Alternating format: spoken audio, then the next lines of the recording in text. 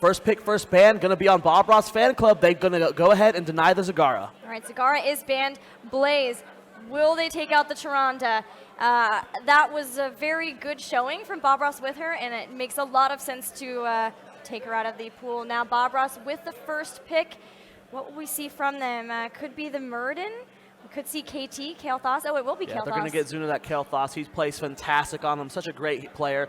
He lands those beautiful gravity lapses that help his team with those CCs. And we've seen them even chain stunlock a Murden from 100 to 0. Yeah. It's pretty terrifying. It's great to have such a great damage dealer, to also have that hard CC with him too. It's what makes Kael'Thas so incredibly powerful. Team Blaze going to respond by picking up Murden and Jaina. Murden, Jaina, one of the power combos in this game. No surprise there. We've seen Bob Ross with Jaina in the past. She's destructive. Urho being a very flexible warrior, they're probably not too upset about losing out on Murden, and it's going to be Sonya and Uther picked up for Bob Ross.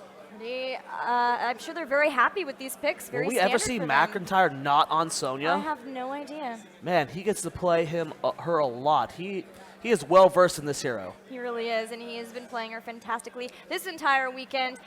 Team Blaze now with a ban. They do have a warrior, their Muradin, so they could choose to limit that from Bob Ross. Also a particular damage if they don't want to deal with that too. But Blaze being Blaze, I'm hoping that we have something up our sleeves into these later picks for Towers of Doom. We'll see what they're going to do here with those mid-tier bans. Team Blaze is going to be thinking pretty hard on it. Blaze is known for a lot of things. They're known for, the Diablo-style play they like to run. They're known for these Zeratul-type strategies that they run a lot. But will we see them run Abathur on this map? And Zeratul does get banned now. We were just talking about how Zeratul is something they like to frequent. Can Team Blaze get the Abathur on this map? Yeah, because they really do like the Zeratul Abathur, and that can be terrifying, especially because they have the Jaina. Abathur loves to clone the Jaina. That's one of the best heroes to be able to use that ultimate evolution, but Team Blaze also really love to have the double Zeratul, and you do almost cheesy strategies of taking down the core with it. But Blaze going to ban Airho from picking up that ETC. Yeah, good call there. I mean, he's been discussing on this weekend playing ETC. He knows who to power slide. He knows how deep he can dive without being in trouble. He lands great mosh pits. And even in a game where we didn't see the best mosh pit until later in the game, he's still able to get value out of ETC without even using his heroic much. Yeah, and he actually had a different build too from the ones we saw earlier in yesterday. So a lot of adaptation there and really good knowledge of the talents for the hero. Blaze going to pick up Falstad. Who will their next pick be? Will it be a support, or will they leave that toward the end to be able to kind of flex it depending on what Bob Ross pull out? Falstad has had a pretty low win rate. I'm actually going to check here and see what his win rate is in a second, as that has been updated throughout the day. What will be the next pick up here? Is Team Blaze going to look to lock in their support? Will we see that Karazim again? We saw Yuge playing it last game, and the 7-sided strikes weren't able to secure many kills, but there it is. There's Karazim. Karazim once again. By the way, shout outs to D the Hunter for being able to provide us stats throughout this tournament on heroes. It really helps us out a lot. You rock, man. Bob Ross fan club now with their final 2 picks. We will see a warrior of some type here. Diablo, I would love to see. With Johanna, though, is still up too. Just depends what Airho is feeling. If Bob Ross is going to run an unconventional warrior, it's going to be Chen. I don't see them running Diablo there, as McIntyre is a big fan of Chen, and I would think he would throw a pretty big fit if they tried to run Diablo and not the Barrel Master himself. Oh, yeah? Needs some fortifying brew up in here. We'll see if that's the case. But he does have his Sonya. And we're starting to dip into the time pool a bit to see. Actually, is it paused? Sometimes the client does this, where you have to just wait for the pick to happen and then it'll refresh. So they're dipping into their time pool right now. They got their next 2 picks coming up. Will we see that Joanna, the solo warrior, or will it be Leoric? We saw a lot of Leoric Sonya coming out from these guys yesterday, so wouldn't be too surprised if we saw Urho on that Leoric. Leo. Sylvana's still up as well, and she can be a really great help from that. So we could see she's so good on this warrior. map. Yeah, she's incredible. Here comes Leoric, and the last pick.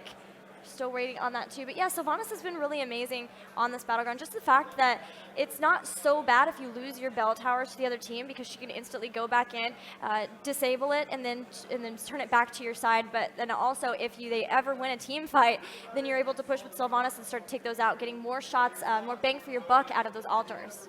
Well, Bob Ross fan club about to start dipping in their last 14 seconds as the time pull is going to be dipped into right now. Who will that pickup be? You see Zuna and McIntyre talking to each other, trying to figure out who that last pick should be. Will it be that Sylvanas that we've been talking about? And yes, there she is. All right, Sylvanas, the final pickup for Bob Ross fan club. And a lot of wave clear between their teams, too, so they're able to keep the pressure onto the towers and the bell towers of Team Blaze. Now, Team Blaze with one pick left. We've seen Vikings on this before. But what could Blaze pull out to try to deal with Bob Ross? They've got to have something up their sleeve. They've really got to be feeling confident on this battleground with their composition because they are down 1-0 in this best of 3. If they don't win this right here, they're going to be eliminated. We know that Team Blaze do love these unconventional picks. We could see Vikings very well from them. It won Tempo Storm a game earlier today. Don't know how well versed Team Blaze is on Vikings as of late. Could potentially still see that after, like you said, the Jaina clones are great. You know, the mines on this map are really good, you know, helping you secure positions around the altars. Going down to their last 2 seconds here, who will be the pickup here from Blaze? It's going to be Tassadar. Okay, so Tassadar once again, the Karazim Tassadar combination they have. They've got Falstad to move around between the different lanes, potentially fly down as well to an altar and pick it up pretty quickly. Wave clear between Jaina and Tassadar, and they have the potential to be able to get, you know, if they can catch somebody out, they've got some stuns and some slows to be able to catch them out. Well, guys, we are going to see who's going to come out on top of this game. Looking at the draft, I like both of them a lot. You know, it's really interesting to see Blaze not do their, you know, standard compositions. We saw a lot of Diablo Tyrael. We haven't seen them run Abathur yet on the stage as well. You know, and they didn't run it versus Bob Ross as well. You know, they're drafting very, very Cinder here. Yeah, it's very interesting to them, but they are, of course, one of their first lands, I believe, for a lot of them, and there's a lot of nerves that can come into it too, but maybe they're just feeling like they would rather have some standard picks, try to go against Bob Ross with more standard play than trying to, I don't know, cheese them. Well, let's see here, guys. What's going to happen in this game? I mean, Sylvanas so powerful on these shrines. On this map, you know, securing these forts is very, very influential in the game. It controls the momentum of the game, how much damage you can do to the core. Sylvanas is great at that as well as sieging. But guys, we're loading into the game. It's going to be Bob Ross fan club up 1-0 in this best of 3 series. Can Team Blaze make a comeback? Make some noise, guys, because this could be it for Team Blaze. And here we are on Towers of Doom with Bob Ross fan club in the red with Zuna playing Kael'thas, McIntyre once again on Sonya, Erho playing Leoric, Kenma on Uther, and rounding it out, Fan will be playing Sylvanas. On the left-hand side of the map, one of the fan favorites of this tournament. Can they turn it around and save themselves, or will they be eliminated now? It's going to be Team Blaze. Jason on Falstad, Battery going to be playing Murden, Huge going to be on the Karazim. It's going to be Claudius on Tassadar, and Rafflecopter rounding out the team on Jaina. And as we start to move out, the gates are open. We're moving into the lanes, potentially seeing both teams move into the center lane with all 5 heroes looking to get a gank. There are a lot of stuns and slows available to both teams. So happy this is becoming the normal Falstad build. A few people still like to run caster Falstad, but we will be seeing Season Marksman again today. We've seen almost exclusively this tournament, I believe. I think we've seen a few updrafts, right? Yeah, just a few though, but with the change, with the movement of Power Throw over to 4, it's really become the standard to do the auto attack version of somehow. We are starting to see the Airy Gusts and the Flow Rider as well start to take place with the 4 and then the level 16 too. So that one with the power, or either the Seasoned Marksman and the Power Throw and the Secret Weapon as well. Conjurer's Pursuit as well on Jaina, which is a little bit different. Usually we see one of the changes to the trait, but we do see Battery Dwarf toss out there. He doesn't want to get blown up. We've seen consistently Bob Ross is able to stun lock a Murden from 100% to 0. They do the Conjurer's Pursuit and then might usually follow that up with the Snowstorm for the increased range on Blizzard from there, and then the Frostbitten, and just make sure that she has, you know, that mana regen needed for the longer fights. We have long fights here, but Zona's going to be the first blood of the game, and they're going after Kenma as well. They should be able to pick it up. 2 kills very quickly to Team Blaze. Really aggressive rotation coming out there from Bob Ross. Nice heads-up play from Jason to fly to the mid to soak that experience, but we saw them go for the fight underneath the tower to try and kill off both Jason and Huge. They did a good job avoiding that CC and then re-engaging hard with the rest of their team, securing themselves an easy 2 kills. And with those 2 kills, they are very close to level 4 talents, whereas just now level 3 being picked up for Bob Ross, and our first altar spawning in 19 seconds. see here what McIntyre can do in this top lane. Will he end up staying up here and soaking for his team? It's about a half level advantage for Blaze as they're very close to getting level 4. Battery's starting to get a little bit low here. Good damage from Fan. Just prepare themselves for this fight, and it does look like McIntyre is going to rotate down. We could be potentially seeing a long fight happen around these altars, and Zuna is going to start trying to pick it up. Kemba trying to zone, but Hammering is going to be able to stop that pickup. Airho looking once again to push people back. Zuna goes in with the gravity lapse, doesn't grab anybody though, and now the rest of Team Blaze are firing back. Kinma incredibly low up in front, and Wraithwalk has to be used to get Airho away. Kinma still being chased down. The Hammering slowing him down, but no kills just yet. Still being delayed by Urho and Fan from below. Blaze doing very well with their positioning so far in this fight. Wraithwalk's not up, and Urho's going to fall. Blaze quickly up, 3 kills to nothing. Yeah, they're looking at this altar still, but there's several members back, and it was Leoric who went down. If they can just wait until Airho gets back, he will be right back into the fight with a full health bar. And that's exactly what's happening now. It's suddenly a 5 versus 5, and Rafflecopter and Yuge are completely out of ammo despite them getting, or Manax, despite them getting that early kill. I think Bob Ross is going to be able to secure themselves this altar. Yeah, beautiful Hammering does slow it down just a little bit more, and does not hit him again though, so now Zuna will be able to pick it up, and the first altar of the game going to Bob Ross.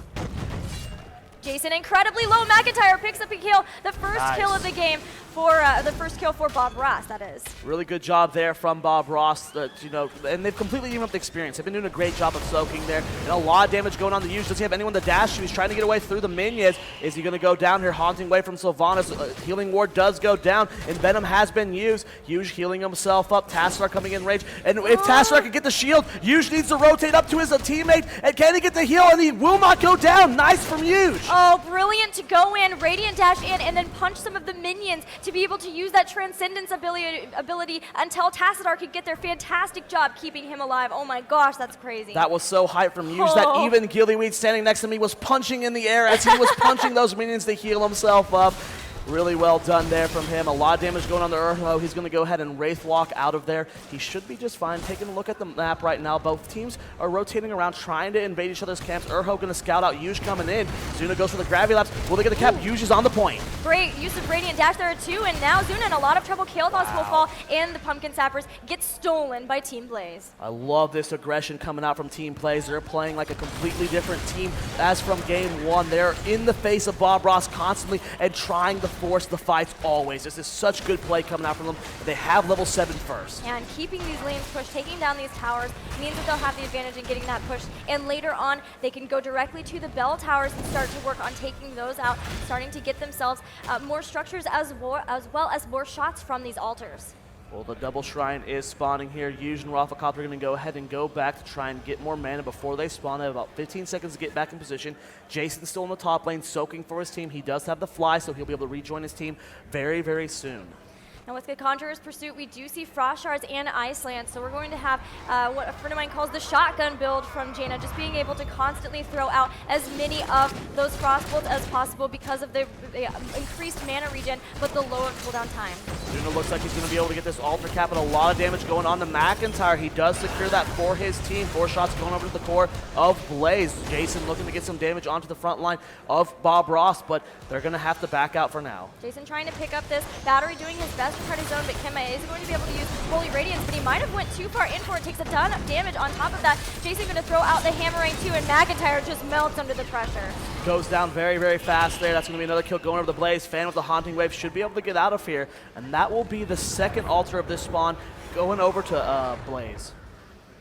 Okay, and with that, Blaze and all of the kills that they've been able to pick up, as well as the towers, Blaze finds themselves a full level ahead, doing a really good job of just keeping the pressure on as well, looking to move back into the lanes. We already have Jason moving to the bottom, keeping that bottom lane push all the way onto the fort. It's really kept Sylvanas back, and that's absolutely key. A Stormbolt goes down onto Zuna, and there is the slow. A good gravity lapse keeps him alive. Thought Battery would have stuttered, stepped a little bit better there. I feel like he could have body blocked Zuna in, and they could have secured that kill, but nice gravity lapse from him, and he's going to keep himself alive. Still about a half level to go until Blaze has that level 10 and a full level for Bob Ross. This is a huge advantage for Blaze. Absolutely is. They'll have so much utility from their heroic abilities. We'll have to see if we have the 7-sided strike from Yuge, or if he decides to go for the Divine Palm as they pick those up right about now. now. We do see that level 10 has popped. It's going to be Mighty Gust, Avatar, Force Wall. It's going to be 7-side strikes and Water Elemental for Jaina. All right, so looking at the 7-7 strike, they can definitely try to catch Sonya out, but it actually is Jason who gets caught out a little bit, uses Mighty Gust to push Fan and Kael'thas right away. That's quite all right, as Mighty Gust is a very short cooldown, only 40 seconds. It's already about a quarter of the way up there, so we'll see Jason be able to use that just fine. He's going to fly to the bottom lane to help deal against Fan and Zuna. And a lot of damage goes down on the Fan in just one combo from Jason. Falsehead's burst damage is pretty impressive.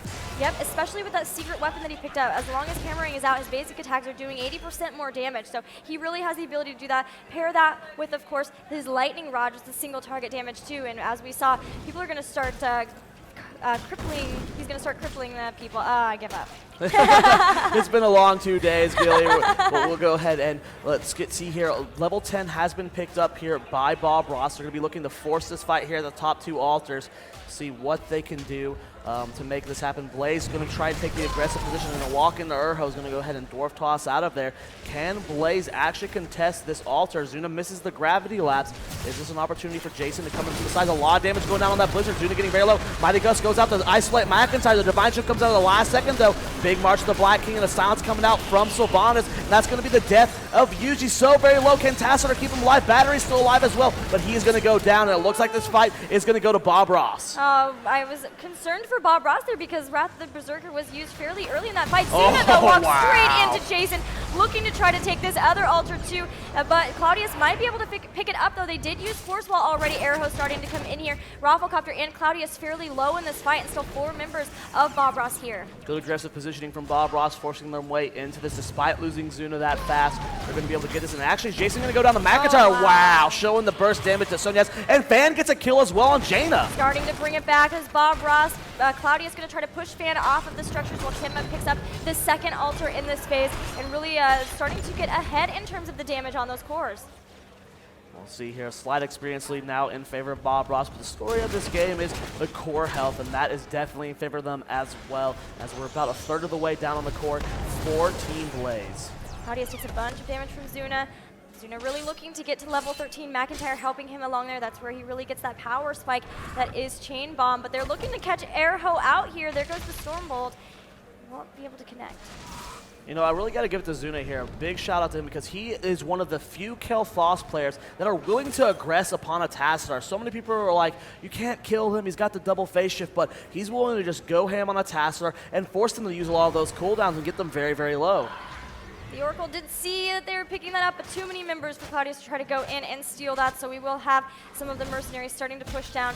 Do we have Sylvanas nearby? It looks like Sylvanas is in the mid lane, so won't be able to push along with these, but they could always rotate down, and we may see them do that. Yes, they're starting to at least do that with Kael'thas. Both teams about to have 13. Kenma being dove on the Stormbolt, ends up missing though, but Kenma still getting very, very low. Protective shield keeping them alive. If that Stormbolt would have connected, I think Kenma would have fallen. And there's a march of the Black King onto Claudius. Fan joins the fight with a Wailing Arrow too, and a big silence happens down onto Yush. Does he have the dash needed? He does, to be able to get back to his teammates. Uther going to be the only death so far this fight, but here comes McIntyre with an insane flank and actually taking a lot of damage. A beautiful force wall coming out from Tassadar. Yush getting very, very low, and he is going to fall to Fan. It's now at 4 versus 3. Fan has no mana to retreat here. Battery taking a lot of damage. Good flank from Urho. The supports are trying to keep Battery up, but he's going to fall as well. And that's going to be the death of Urho and Fan. It looks like Jason, Rafflecopter, and Claudius, the only ones alive, and that is a 5-man wipe on Bob Ross. Wow, but Blaze was so incredibly low, but still able to get the wipe. They've got to be feeling so great about that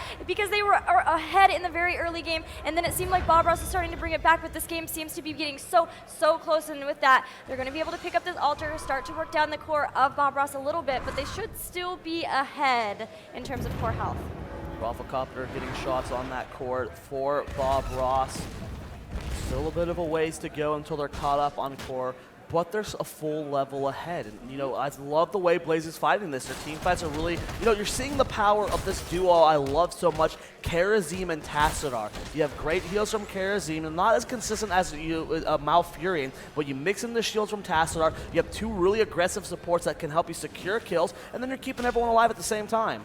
Improved ice block for Jaina going to help along with that too. Not going so aggressive with the icy veins. And we also do have a Giant Killer for Falstad, so we continue to work on making his single target damage and his auto attack super beefy. McIntyre and Zuna doing their siege camp. Zuna kiting back in case the invade does happen, but McIntyre going to be able to get that camp, and it looks like Blaze is going to go for a front wall. Did a serious amount of damage to that tower, working the burden down with the Blizzard. Even going for Arrow here, who does use March of the Black King, does a bunch of damage and able to keep himself alive until the rest of the team joins him.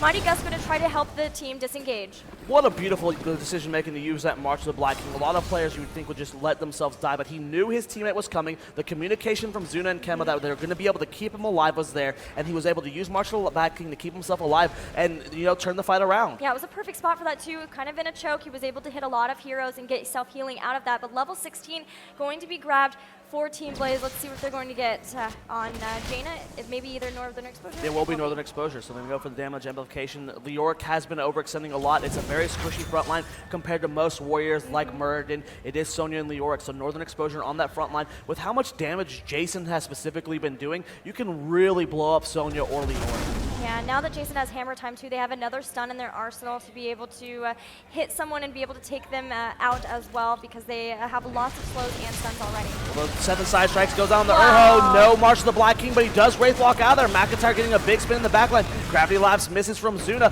and somehow no one has fallen in this fight. Battery taking some damage too from McIntyre, but going to be able to activate that stone form to get Wow. alive. Jason might go down, and he will go down to a living bomb.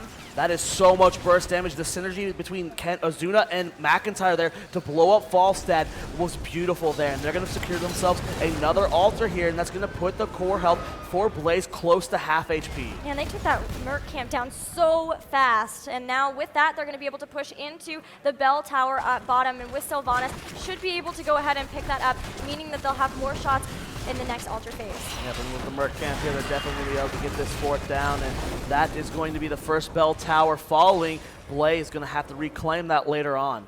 Once again, Unyielding Despair for Leoric at 16, reducing the cooldown of his Drain Hope so that he has that up more often, being able to deal a lot more damage to the front line, to the Muradin if they want to do so, or really just anybody in general. About a quarter level lead right now for Bob Ross. We'll have to see what they can do to expand that, as both teams are starting to get close to that 20 tier. We do see McIntyre going in on Muse. Not going to be able to do too much, as they would have to dive under a bell tower. But here they come in. Claudius has to get back out of there. Nice force wall to help disengage. Yeah, this really is the name of the game, especially when you have Sylvanas. But when you start to take down bell towers on Towers of Doom, you take one, you rotate to another lane where they are, while they're trying to take it back right away, and you take that one too. They weren't able to do so though, and that is actually very nice for Blaze, because of the fact that they had to go up against the Sylvanas, they still were able to defend it. Looks like Blaze potentially wants to force a fight on Bob Ross as they are doing the top camp. Falstad's still very far away, though. Jason does have that fly, but it's not a full global ability. He will have to rotate a little bit closer, and it does look like he's going to start heading up as Blaze is looking for that engage. Yeah, they really want to try to get some kills right here. They know altars are spawning in 28 seconds. Here comes the fly in on top of it, too. Blizzard is down, and we may see them try to go in. In fact, Gravity Labs goes down on Battery. Mighty Gus to push everyone from Bob Ross away. Looked like Blaze wanted to force the fight before Bob Ross backed out. That's why they went in before Jason got there. If they were able to get Jason around from a flank, who's actually being collapsed on right now, nice barrel roll there to avoid the Gravity Labs. Yeah, I love that he threw out the hammering too to dismount, and then the barrel roll too. The Gravity Labs would have been the big thing, and being able to avoid that was really big. It means that all 5 members are still up for Blaze as they start to try to fight. Airho takes a ton of damage. March the Black King does not save him this time. Battery getting very low, does have the avatar. There's the 7-sided strikes. Huge trying to back out, and it looks like Blaze is going to take their win and back off as the Shrine has fallen. But are they going to go for the chase on Zuna? The Gus does come out, but does push him in the safety of his bell tower. And they really need to do something with this lead while they have the chance. The Gravity Labs goes down, and Claudius already taking a bunch of damage. Looks like they want to try to pick up this bell tower, but a lot of defense here, and they do have to keep in mind that Airho, when he respawns, will be right there ready to fight. Will they be able to siege this down? It's going to be very tough as they don't have a really good pusher with them, and Sylvanas doing a great job of clearing this wave. Claudia's taking a lot of damage, and it looks like Blaze is going to have to back out, but with no mule, this fort's going to be low for the entire time. They can go take that bell tower at any point in the game. Yeah, anytime they start to win another fight or find themselves where Bob Ross is way out of position, maybe looking at another lane. They can try to move in and be able to take that out. But a really good defense from Bob Ross, making sure that they still do have all 3 of their bell towers. 1 level to go until Blaze has those Storm talents. They keep going for these trades, though, which on paper would be good, but this is Towers of Doom. If they keep trading evenly on these altars, eventually Bob Ross will win because their core is so much lower than Bob Ross's. And they're going to try to deal with these Pumpkin Sappers. You can always try to escort them, because if you get them close enough to the structures, they will run into them and deal massive damage to the structures, and that's exactly what they're going to try to do. Keep them healthy. There's only, well, keep it healthy, I guess. There's only 1 left, and it's pretty low. Will it get in range in time? And it does end up connecting there at the last second. Level 20 almost here for Blaze. They're trying to catch Urho out of position. Copter potentially going to be able to catch Zuna out as well. Claudius is there, but look how he waited for Kemba to come up, though. The combo goes down to Zuna. 7 side strikes go down. Nice divine shield from Kemba. And now Copter is getting collapsed, and he gets annihilated. Oh, Huge is also very low and will get taken out. The Mighty Gust not soon enough to be able to save his teammate, and now he has to try to fly away. Will be able to get the flight battery, being chased down as is Tassadar, but Claudius still does have that dimensional warp to help heal him up. McIntyre with an amazing ancient spear, though. Will he be able to catch up? There was the Prussians. He's trying to heal up. He's trying to get behind the line of skirmish. Will McIntyre go on the chase? Whoa! He does get the kill. He does go down. Nice job there from Bob Ross to secure that kill. McIntyre going to have to back out, and suddenly Storm talents are here for Bob Ross, and what a terrible time for Blaze to lose. Oh, Jason might actually get Zuna here. Does Zuna know he's there? The Boomerang does come out. This is going to be 3 altars spawning. 2 of them have already gone over to Bob Ross. Can they contest this final one? Oh, he does get the kill on Kill but Toss. Jason's going to go down. Will he actually be able to get away? I don't think Fly is up just yet. He has He's Epic going to Mount. try. He does have Epic Mount, and Jason will get out of there. Wow, what a fantastic play to take out Kael'thas for 50 seconds. Now he's trying to help Battery with Airho, but he's so incredibly low.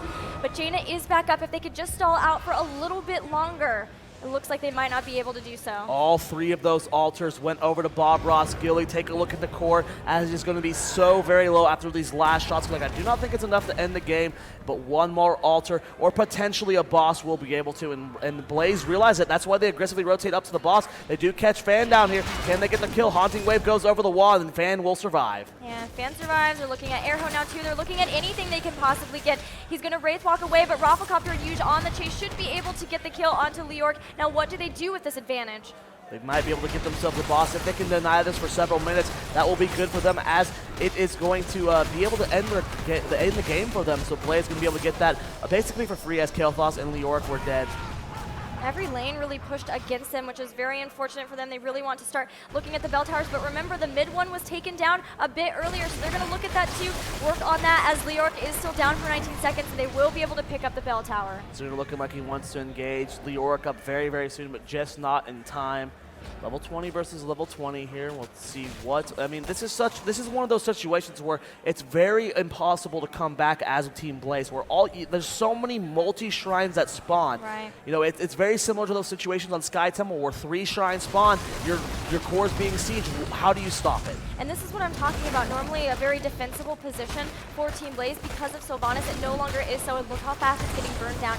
Even though they were able to pick up the bell tower, they wanted to defend it, but they just really can't versus Sylvanas, so they didn't rotate and get another one in another lane, and now we're right back to the situation they were in before. All it takes is 1 cap here for Bob Ross, and they will be able to win this game and move on to play Tempo Storm in the losers finals.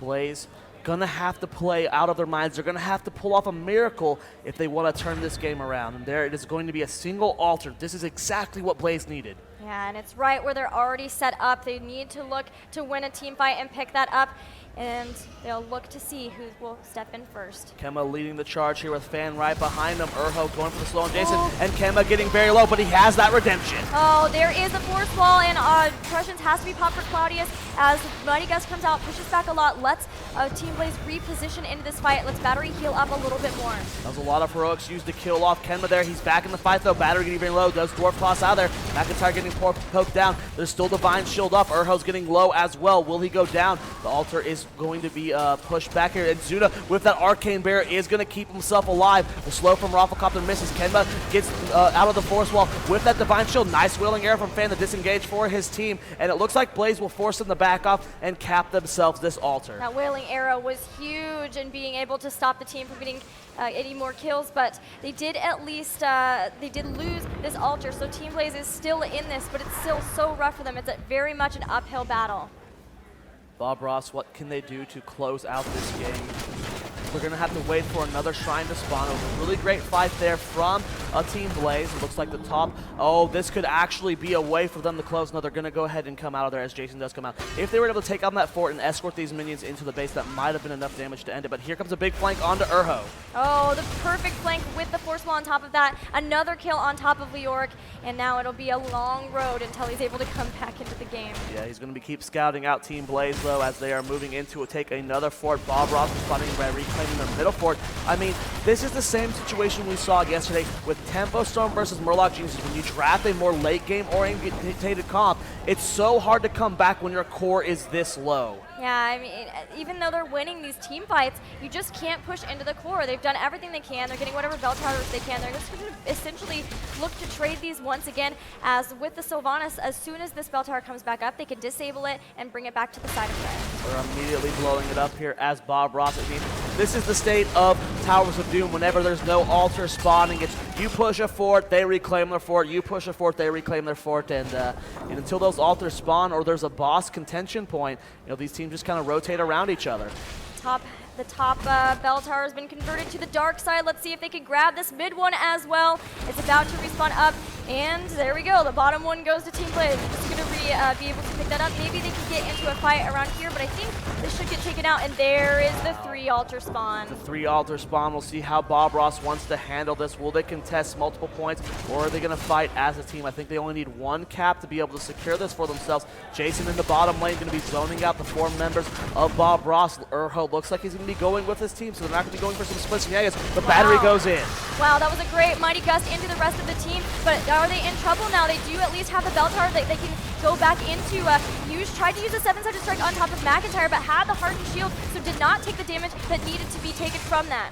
Looks like Falstad with that fly is going to go up and cap that top altar. Can Blaze disengage here? Ice Block has been used on Rafflecopter. The spear misses from McIntyre, and one of the altars has been capped here by Blaze. One is down, but now they know that it's a 5 versus 4, so they're trying to move in versus Blaze. Jason picking up a second one too. It's only a matter of time until he can fly back down. He has that epic mount. Blaze is staying rather healthy. Can they do this? Jason's back. He got both of them. Great play from Blaze. The Mighty Gust comes out. He's going on the Zuna. Arcane Barrier has used. Phoenix has been used to disengage her, and Leoric's gonna fall first in the fight. Yuzha so low though, and he gets hit by the Hammer of Justice. He needs to get out. He cannot do so, but they've got everyone else so low. Jaina has fallen down too. Kenma will go drop as well. Jason getting chased by McIntyre. They need to be able to get him off of this Falstad. I think Uther will have res here. Can McIntyre clean this up? This might spell the end of the game here for Team Blaze, and I think that might do it. Claudius with the Shrink Ray on top of him. They're going to have Urho back up as well. It was a great fight from Blaze. I don't know if this is enough damage, though, for them to end. I think it should be, though.